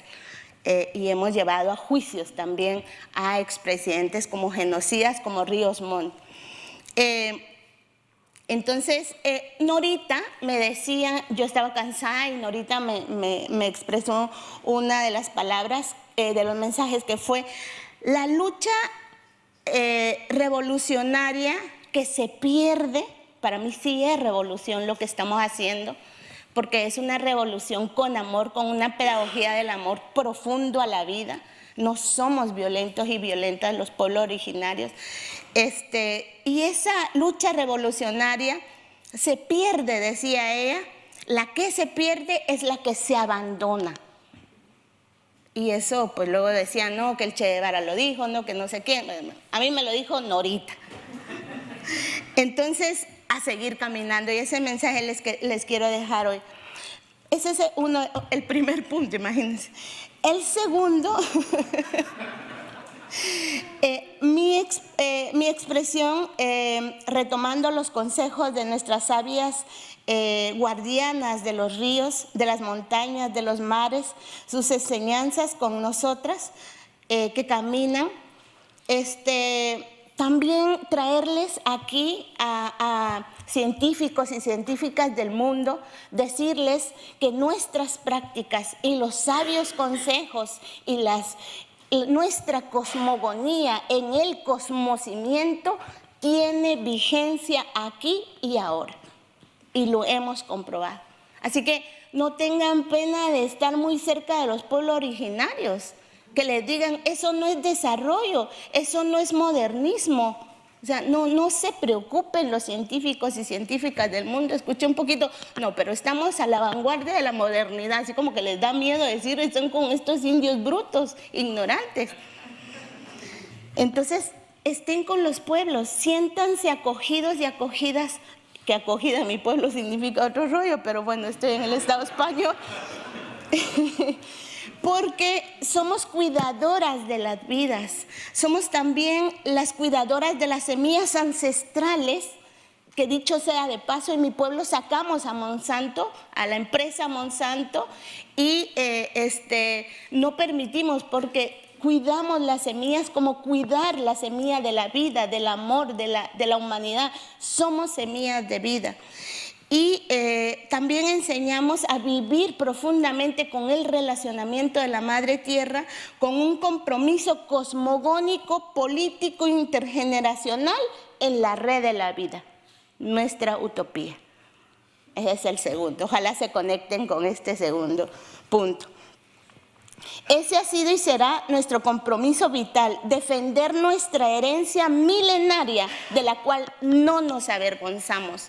Somos mayas, yo soy maya quiché y tengo una dignidad profunda a pesar que Europa, a pesar que otros mundos, ha querido tratarnos de forma racista y peyorativa y han dicho que nosotras no tenemos saberes. Pues aquí estamos y les estamos demostrando milenariamente que hoy es Ajpú. Decirles también que traigo una emoción muy fuerte porque hoy me enviaron un libro, bueno, me han enviado varias cosas, pero yo lamentablemente salí en el 2017 y me enviaron uno de los libros que se llama La justicia nunca estuvo de nuestro lado, pero es un peritaje cultural sobre conflictos armados y violencia sexual en el caso Sepulsarco y Guatemala, donde se logró sentencia hacia estos violentadores militares que sistemáticamente y a través del tiempo violaron a compañeras desde los 80 cuando hubo genocidio en Guatemala. Y lo traigo a colación porque cuando hablamos de esperanza hablamos de tiempos cortos y tiempos largos. Y este es un tiempo largo donde se está logrando justicia y, como dirían ellas, en su cancha. Cancha racista, patriarcal, genocida. Bueno, entonces lo traigo acá, pero traigo también un mensaje muy profundo y lo voy a leer para que también quede en la historia y en la memoria. Sé que no solo estamos en este encuentro de este espacio tan lindo, sino que estamos grabando y espero que este mensaje y esta grabación yo la pueda también conectar con mi pueblo y decirles, miren, estuve en Lanzarote, porque cuando les cuento, esa Lolita es casaquera. Me dice casaquera, es decir, saber si es cierto. Cuando les enseño ¿cómo se llama? Que comimos esto, que comimos pulpo, no sé qué otras comidas, así que allá pues no tenemos ese alcance. Entonces no me creen, entonces les mando fotos. Pues aquí va el video para ella. Pero les voy a leer porque esto viene de la cárcel de Cobán y dice así: Lolita, me ha sorprendido tu carta. Gracias por los ánimos, estoy muy animado. Y la cárcel me ha fortalecido más. La lucha por el territorio continúa. Pronto se convencerá la humanidad y podrá haber una resolución justa. Estoy desde la cárcel leyendo algunos libros para tener más conocimiento sobre las culturas. Estoy leyendo Anales Cachiqueles, que también es un libro muy lindo del pueblo maya Cachiquel. Y continuaré con el Popol Vuh. Ánimo y te envío un fuerte abrazo. Espero pronto regreses. Bernardo Caal es preso político por la empresa y por la presencia de hidroeléctricas, principalmente ACS de Florentino Pérez en nuestro territorio, que ya espero me dé tiempo de decirles quién es Florentino Pérez para los pueblos. Bueno. Quiero manifestar también aquí, y esto es muy importante, que no vine para causar lástima. Eso es algo que espero que quede claro, ni para que piensen en expresiones de solidaridad caritativa, ni tampoco en el plano de folclor, porque como vengo vestida, obviamente se generaría mucho folclor. O como mucho menos vengo como turista, porque ya de turista tienen lo suficiente, o sea, ya tienen lo suyo. Sino vengo como aquí a Lanzarote en una tremenda expresión de dignidad para denunciar, exigir justicia, generar redes de lucha y movernos en utopías. Espero nos podamos conectar en esas expresiones. Vine además porque me motivó la fundación de César Manrique y en su memoria, su lucha, su historia, su vientre, que dicho sea de paso, en él honró el vientre de la Madre Tierra porque sintió su ser. Visitando su casa, la cual visité, me causó una sensación de estar en algún vientre. Hoy sé que es en el vientre de la Madre Tierra. Conocer también parte de la Fundación César Manrique me motiva un montón porque siguen el legado denunciando, luchando contra la impunidad, luchando contra la corrupción, que como se dice en el Estado español, cuesta un mogollón. Caminar. También tienen una expresión vinculada al arte, a la convivencia, a la madre naturaleza, y es profundamente gratificante llegar a un lugar así. Cuando busqué en el diccionario qué significa mogollón, dice cantidad muy grande de la cosa que se expresa, mogollón de cosas, hay un mogollón de gringos. Hoy hago alusión de esta palabra porque quiero denunciar públicamente hoy que están llegando un mogollón de tropas gringas de mierda a nuestros territorios, según me informan desde Guatemala. Así que hago esta denuncia y espero ustedes también se unan para que se retiren los militares de nuestros territorios, porque no somos criminales. Vine también porque, aparte de dar a conocer en primera persona mi situación, quiero que conozcan lo perverso que ha sido para muchas de las defensoras a quienes honro sus historias, caminar, o sea, lo perverso que ha sido caminar por la defensa territorial. Y vine porque los pueblos originarios queremos que, lejos de hablar de solidaridad, en el Estado español se replantee retomando la historia y lo que actualmente está haciendo acciones desde el sistema neoliberal, y por lo tanto ya se hable de responsabilidad. Responsabilidad asumiendo que muchos de los privilegios que se tienen en este territorio es a costa de nuestra vida, de la explotación y de nuestra sangre que se ha quedado en nuestros territorios. Y eso la historia lo tiene que reconocer. Entonces ya necesitamos urgentemente, en el plano del calentamiento global, que se asuma la responsabilidad de lo que nos está pasando allá. O sea, no quiero más palmaditas de la mano, palmaditas en mi espalda, que mucho me lo dieron, dicho sea de paso, los PP, los de un partido mero raro. Hay otro más raro ahora, pero el partido PP de acá, Entonces no quiero palmaditas y no quiero los discursos de ¡ay, suerte! Ojalá les vaya mejor. No, ojalá nada. Aquí justicia pronta y ya. Eso queremos. Entonces, si se quedan esos aspectos, yo encantada de regresar a mi territorio. Vengo del territorio de Guatemala. Guatemala, para mucha gente que no sabe, porque a Viayala, que le mal llaman América, dicen, los americanos, y hablan de Estados Unidos. También nosotras vivimos en América, en lo mal llamado América, pero no somos Estados Unidos. O sea, y no le llamen americanos a los Estados Unidos, llámenle con su nombre Estados Unidos, así se llama. Búsquenlo en Wikipedia, diré.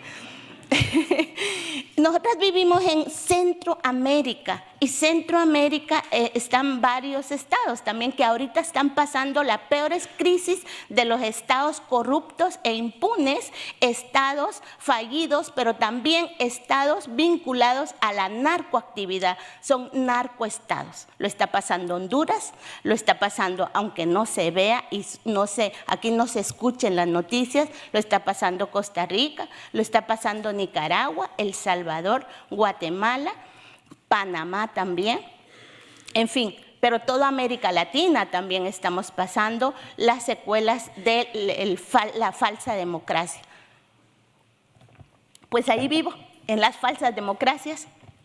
La extensión es más o menos 108.000 kilómetros cuadrados, con 17.000 habitantes. De estos pueblos somos 4 pueblos: pueblo maya, pueblo xinca, pueblo garífuna y pueblo mestizo, quienes convivimos en su mayoría, el 60%, pueblos originarios. No somos minoría. O sea, no le crean a Naciones Unidas cuando dice las minorías están violentadas. No, allá somos mayoría. pero está una profunda desigualdad y esclavitud. Vengo también en un territorio del pueblo quiché, y por supuesto que como mujeres mayas es otro alegato que dejamos y que dejo acá en esta presentación. Ya estamos cansadas de los informes que solo se quedan en papel de las Naciones Unidas, del Banco Mundial, etcétera, donde somos y expresan que somos las más vulnerables. Por supuesto que es verdad.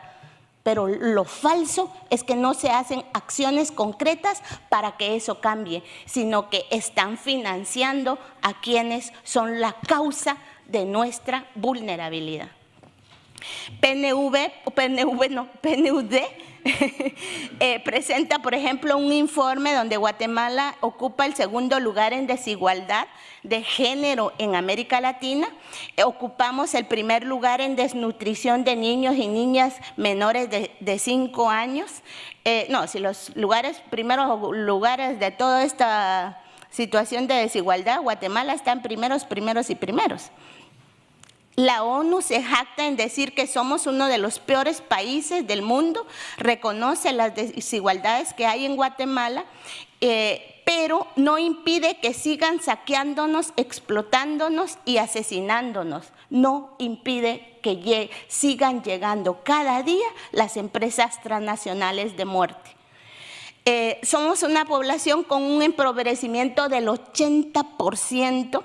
El 60% somos pueblos originarios, ya lo dije, pero viene algo lindo, que aunque somos todo eso, Guatemala tiene 2.276 especies de flora y fauna que están ahí viviendo con los pueblos originarios vinculados a la red de la vida, pero en peligro de extinción.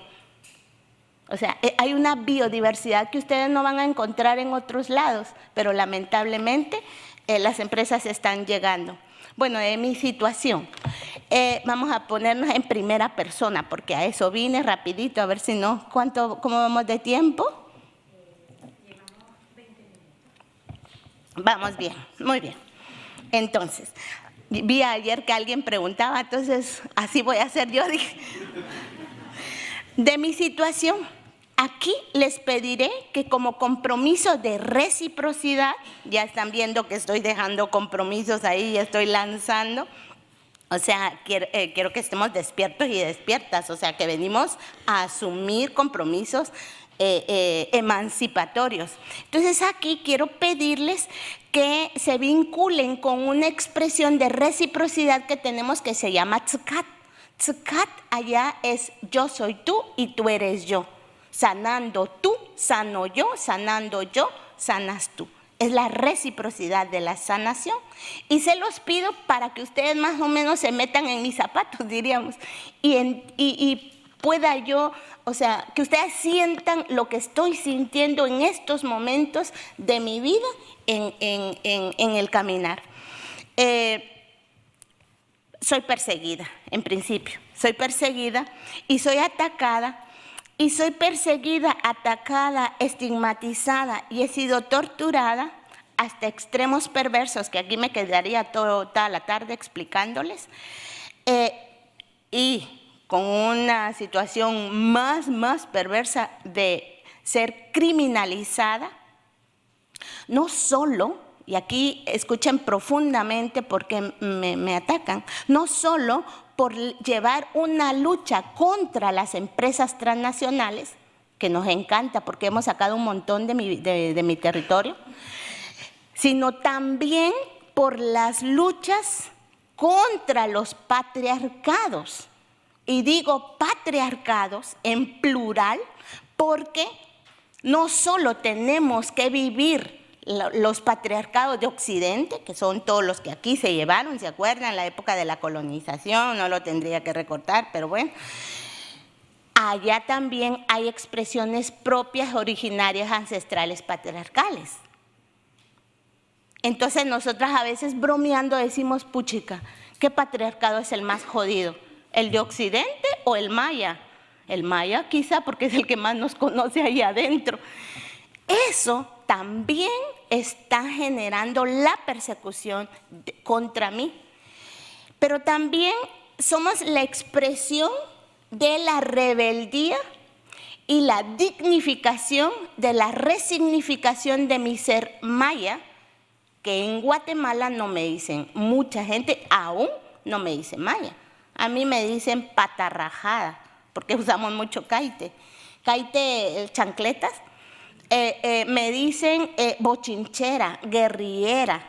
Me dicen también india, india, mua india, idiota india, india. De India le ponen los apellidos que quieran. Nosotros le ponemos un apellido. La otra vez comentaba que, por ejemplo, nos enseñaron en mi pueblo que cuando decimos gringos no solo quede en el nombre, sino tengamos que decir apellido. Entonces decimos gringos de mierda.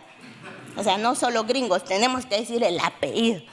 Pues entonces nos han puesto un montón de apellidos, sí, apodos diríamos allá, y eso ha generado un racismo profundo, no solo cómo nos llaman, sino cómo nos conciben los que han quedado secuelas de la colonización, las oligarquías y la burguesía. Entonces tenemos que luchar, y las denuncias que interpusimos en varias expresiones de justicia en mi pueblo fue también contra el racismo, que en Guatemala no nos miran como gente, nos miran como gente menor.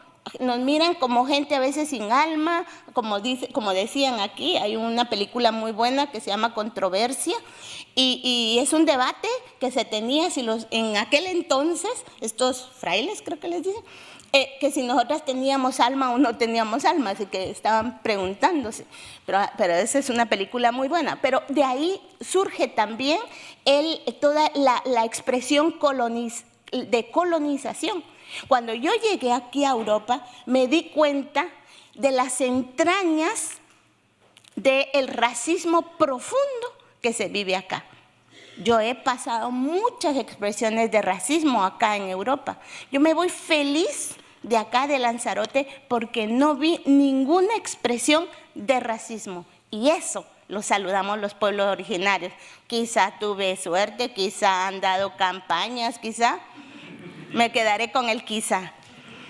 Entonces salí de mi territorio de forma forzada, dejé mi comunidad, dejé todo porque, o sea, los criminales operan así. Yo sabía que me iban a matar porque habían matado a otros compañeros. Yo sabía que iban a por mí, dirían acá, y yo no quería, ni quiero, ni seguiré queriendo ser mártir. Yo quiero vivir, y quiero vivir dignamente, y quiero vivir libre y en una vida justa, como cualquier otra de ustedes, me imagino. Entonces, pero tuve que salir.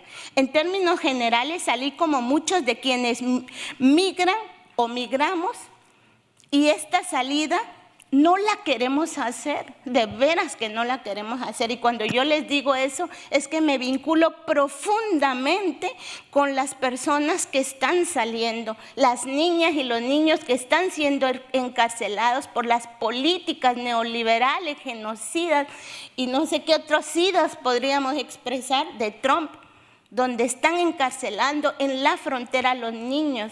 No sé si han visto una figura de un papá de El Salvador con su hija, que murió en las aguas también.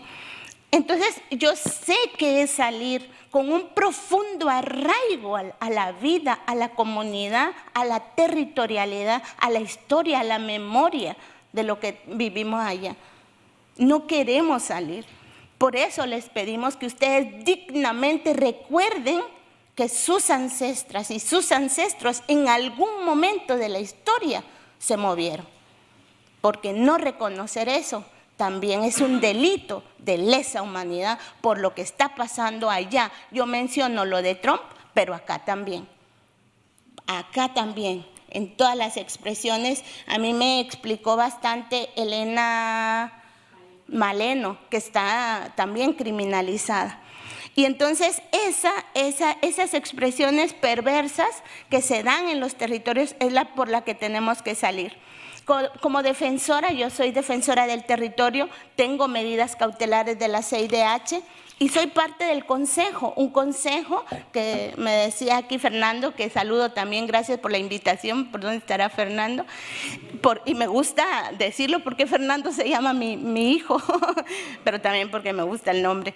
La expresión del consejo, el consejo se llama Consejo de Pueblos Quichés, espero poner unas fotos al final rapidito, por la defensa de la vida, madre naturaleza, tierra y territorio. O sea, no somos terroristas, no somos criminales, pero desde que empezamos a accionar en el 2007, empezó la represión contra mi pueblo y contra mí. Tuve más de 6 intentos de asesinato a mano armada con arma de grueso calibre. El último ataque que tuve fue con AK-47, si ustedes han escuchado este tipo de arma. O sea, no fue que me amenazaron, te vamos a matar. No, llevaban armas y nos dispararon.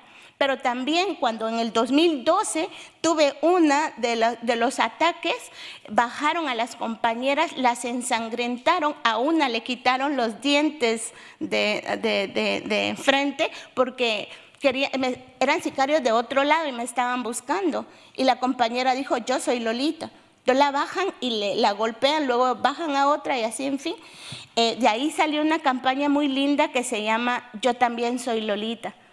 Y entonces esas son las formas de violencia que van contra nosotras. Han hecho 2 campañas de odio con expresiones misóginas, hombres machistas en mi pueblo.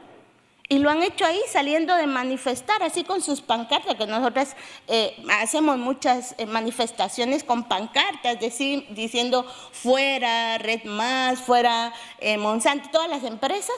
Entonces ellos se hicieron pagados por funcionarios del Estado, de ayuntamientos o alcaldías, y pagados por militares, pero pagados por las empresas también.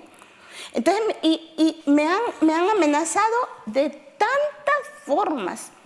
Y lo más específico es que amenazado no solo por ser defensora, pero también por ser mujer, porque a mí me han dicho, y siempre lo denuncio, que me van a violar. Los mensajes que me enviaban era que me iban a violar y que frente a mí, antes de violarme, iban a violar a mi hija. Yo tengo una hija.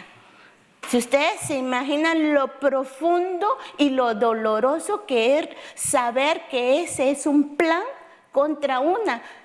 Y cuando yo veo mi vida y el recorrido, solo hemos hecho expresiones de exigencia de justicia, libertad, libre determinación y vivir en nuestro territorio y tomar agua, como cualquier persona quisiera tomar agua. Y por eso aquí yo me admiro y hablo de los privilegios, porque cuando vivía allá yo tenía que comprar muchas veces agua. Mucha de la gente de mi pueblo compra agua, donde sus empresas del Estado español están llegando a quitarnos los ríos, a quitarnos el agua del vital líquido que tenemos. Entonces, eso no es justicia, eso no es seamos iguales, el calentamiento global. O sea, nos están matando hombres. Y digo hombres por el sistema patriarcal, neoliberal de esas empresas, son hombres. Ojalá no vayan mujeres. Muy bien. Pero aparte de eso, que son expresiones de odio, porque a mí me acusan hasta de ser bruja, por eso me encantó eso me llevo esa palabra de Manrique, de que soy brujo. A mí me acusan de bruja, yo encantada de ser bruja, porque somos las brujas que no pudieron quemar, creo que dice un mensaje aquí. Pero decirles también que es vergonzoso cómo contra mí las empresas transnacionales de muerte como se juntan con los militares, con el Estado de Guatemala, con los paramilitares, con las expresiones también de los sicariatos, contra gente que no tenemos armas ni queremos tener armas, porque ya pasó la guerra en mi pueblo y hubieron mucha gente masacrada. Todavía estamos buscando a hermanos y hermanas desaparecidas, todavía. Creo que en el Estado español está pasando. Estamos exigiendo memoria histórica todavía, a pesar de que ya hemos avanzado. Y siempre nosotras decimos, no vamos a perdonar, no vamos a olvidar y no nos vamos a reconciliar, porque queremos justicia ya. Además de eso, que me acusan de bruja, porque en todo ese rollo que estábamos luchando, murió un alcalde, nosotras estábamos luchando contra un cableado de alta tensión, que aquí pasa también, murió un alcalde que estaba a favor del cableado de alta tensión, murió tocando el cable de alta tensión, él mismo, y era ingeniero, ¿se puede imaginar? Entonces me acusan de que soy bruja y que yo en la espiritualidad maya y no sé qué del fuego, yo lo hice. Es falso, por supuesto. Yo siempre cuento una anécdota que Rigoberta Menchú me encontró por un lugar y me dice, Lolita Chávez, sí, le digo, ¡oh! Es verdad lo que dicen. Rigoberta, le digo, ¿cómo va a ser verdad? No, pero por si al caso yo tengo mi listadito, te encargo ahí Ríos Montt y no sé. Bueno, aparte de ello, creo que voy a pasar, fueron varios ataques los que he tenido. Pero a lo que quiero llegar es cómo ahora me ven como criminal. O sea, yo salí no solo por el ataque a mano armada, sino salí también porque en los medios de prensa salió que yo soy un atentado contra la seguridad nacional y soy un atentado contra la Constitución Política de la República, o sea, terrorista. ¿Y cuáles son los casos de los cuales me acusan y los cuales no se quiere hablar? El Estado de Guatemala ahora no quiere hablar, pero que ya siempre ando con mi listado porque lamentablemente lo tuvo que requerir, ya como está mi hojita, lo tuvo que requerir el Parlamento Europeo cuando yo fui nominada al Premio Sájarov. Hasta ahí vinieron los casos y miren de qué me acusan. Asociación ilícita, detenciones ilegales, coacción y amenaza, reunión y manifestaciones ilícitas, plagio y secuestro, allanamiento ilegal, atentado contra la Constitución de la República y atentado contra la seguridad nacional. ¿Y quiénes me acusan? Los que me acusan, trabajadores de las empresas, trabajadores públicos, comunitarios, sicarios, funcionarios públicos, agentes de seguridad privada, agentes de seguridad nacional. Ellos me quisieron matar. Pero esas son las acusaciones que tengo.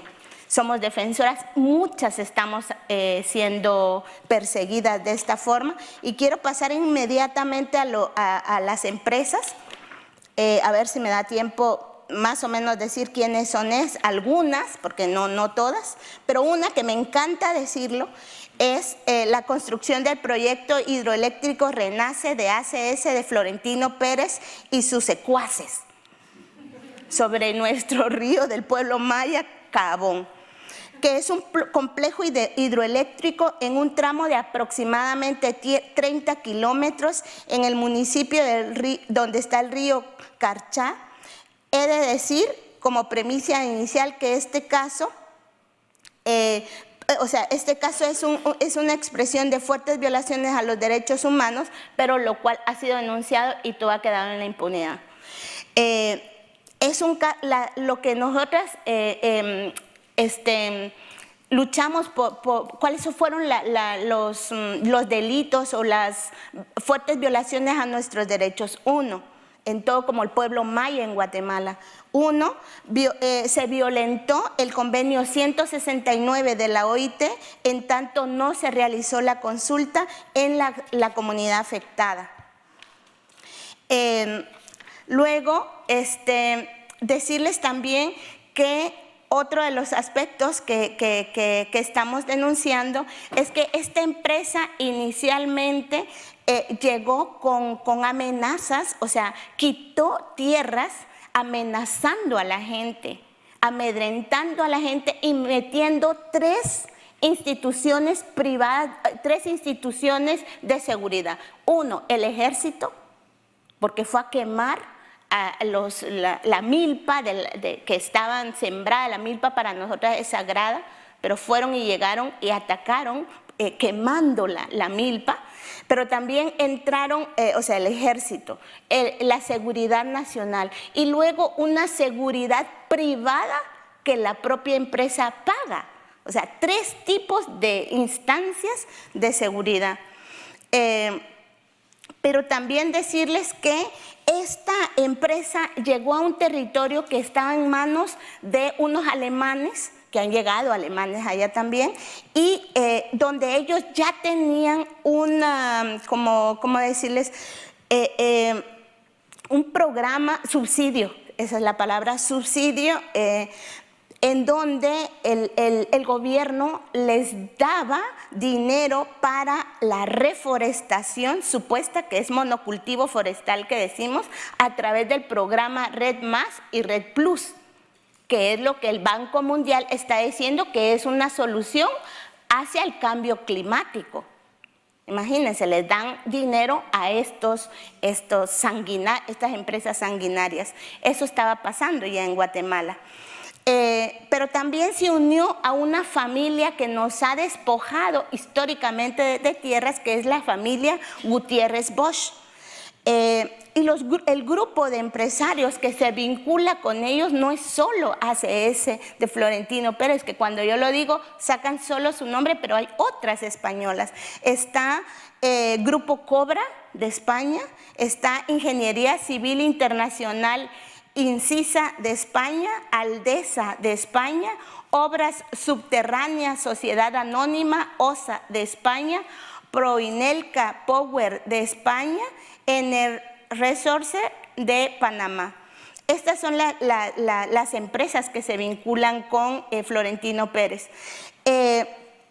Luego decirles que más o menos van a tener una capacidad de generar energía, que aquí le llaman energía limpia, con lo que nos están asesinando allá, aquí lo venden energía verde y energía limpia.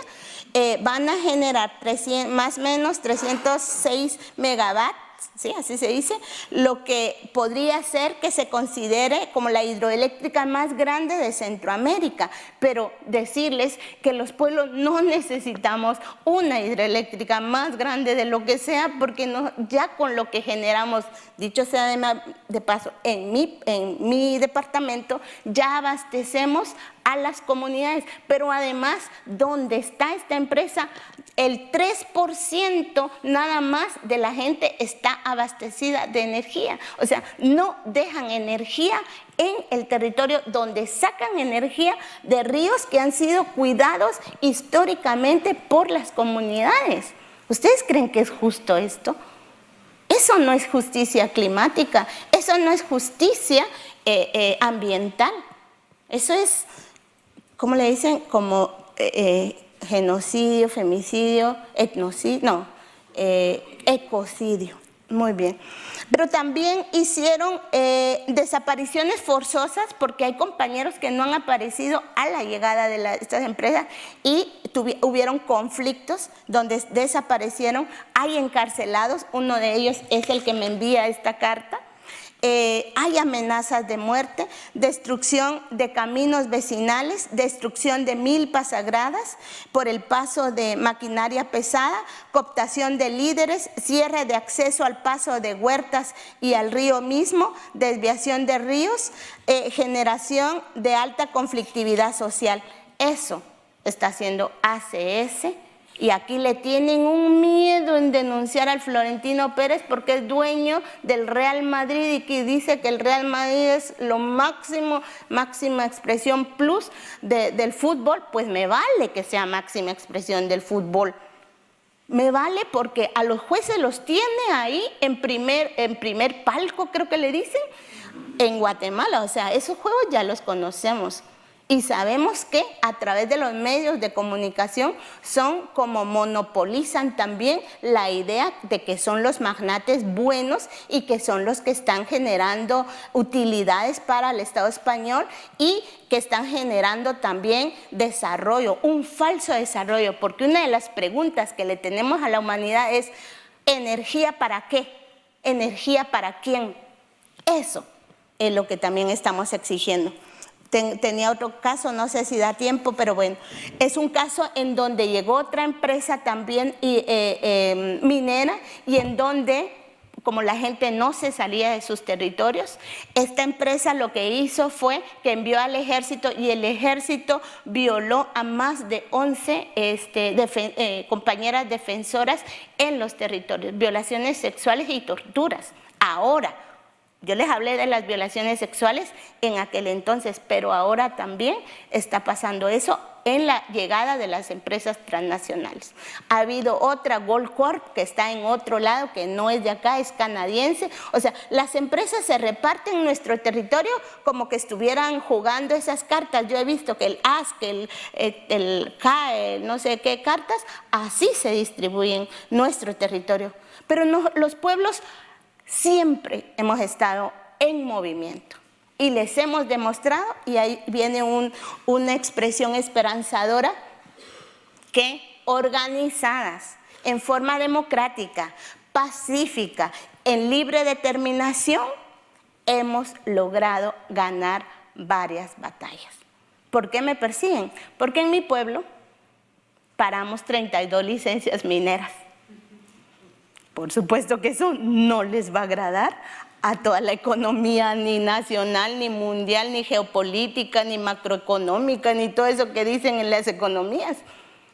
Pero a nivel nacional de Guatemala, que casi ha sido silenciado por los mundos, paramos más de 300 licencias mineras también. Y es que lo que pasa es que las empresas de energía lo que hacen es que preparan el terreno energético para proveer de energía a las empresas que usan mucha agua y mucha energía, que son estas empresas de agrocombustibles, se dice, las empresas mineras y otras empresas hoteleras y demás. Entonces le paramos este bloqueo. Y en mi pueblo parar el cableado de alta tensión es estratégico porque no se vincula la empresa hidroeléctrica con la empresa minera. El palo, diríamos nosotros, está bloqueado, les botamos el palo. Dicho sea de paso, patriarcado puro, ¿verdad? Bueno, ahora, las feministas comunitarias, ¿qué estamos haciendo? Estamos dando nuestro aporte comunitario, que defender el territorio tierra también hay un compromiso de vida de defender este territorio. No podemos sanar y liberar solo el territorio tierra sin liberar este territorio. Eso es un proceso emancipatorio, cosmogónico, político.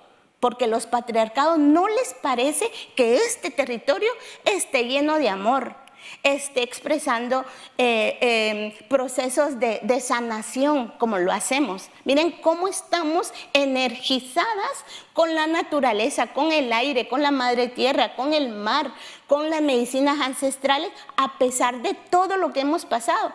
A pesar de todas esas violencias estructurales, violencias de todo tipo, estamos vivas y con dignidad y queremos dejar una semilla digna. Ese es el paradigma que queremos trasladarles a ustedes. Esa es la utopía que queremos dejar y que quiero dejar en estos momentos de los tiempos. Las abuelas son nuestras fundadoras de los feminismos que surgen de adentro. No son feminismos implantados como se implanta los sistemas neoliberales de muerte, que dicen democracia, que dicen desarrollo, que dicen no. Los feminismos que estamos entretejiendo y que nos estamos vinculando con otros feminismos son esos que están surgiendo de los territorios y que estamos señalando a los violentadores. Y les decimos también lo que pasa en los territorios de machismos, de expresiones de violencia y de tortura, que quizás se aprendió en la guerra, pero que está en la cama, la denunciamos aquí y ahora y exigimos justicia ya. No estamos dispuestas a ceder. Esos son nuestros límites. Tenemos límites de convivencia, en armonía. Por eso decimos, nos acuerpamos. acuerparnos con amor, también es expresión de reciprocidad. Esas reciprocidades territoriales. Y nos vinculamos con otras. Ahora ya estamos vinculadas con el pueblo mapuche, por ejemplo. Y les decimos a las compitas, llámate feminista, llámate feminista. Es como un pacto que pero ¿y cómo puede ser que no? Porque les digo, de feminista, la primera vez que me llamé feminista, me dijeron, ¿cuál es tu referente bibliográfico? Y yo, ¿qué digo? ¿Cómo digo? ¿Cuál será el libro? No sé qué, ¿será el bueno? ¿Será el malo? No sé. Y me fui frustrada a mi pueblo, y en mi pueblo, como hablamos ahí entre las asambleas de mujeres, no chingues. Porque así decimos, no te agüeves, no chingues. Mira, cuando te pregunten, vos decís, es el feminismo que surge de adentro. Y el referente es nuestras ancestras sabias. Y ahí le sacas todo lo que sabes del cosmocimiento. Y tenemos cosmocimiento. Pregúntenme de cuestiones de nuestro cosmocimiento. Y ahí le echamos ganas.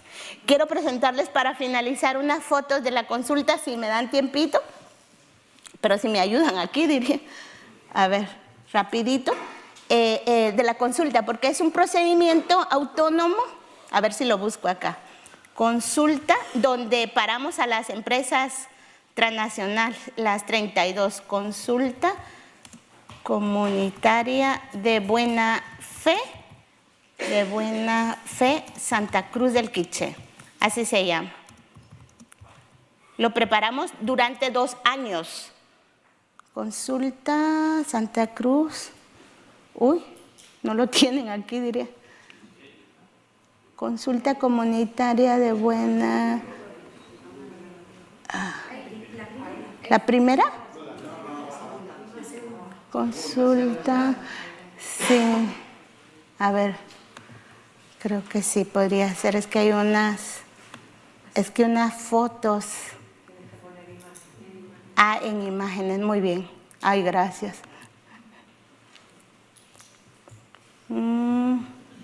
A ver si está por acá. Creo que ese es. Sí, acá está. Muy bien. Esta consulta, como les decía, lo preparamos durante 2 años. Este es el mapa, no sé si se mira un poco. Acá. Ya, bueno, no mucho se mira, pero bueno, así era el mapa, era chiquito, porque nos lo entregaron así. Era el mapa de todas las licencias que teníamos. Había licencias mineras, hidroeléctricas, monocultivo, petróleo y otras, decíamos, porque habían otras. A ver si paso acá. Ahí, está pasando, bueno, pasó otra cuestión, ¿verdad? Bueno, si ustedes ven ahí, no, se me va, pero bueno, lo que aquí vamos a poner solo una imagen porque creo que no va a dar para todas las imágenes.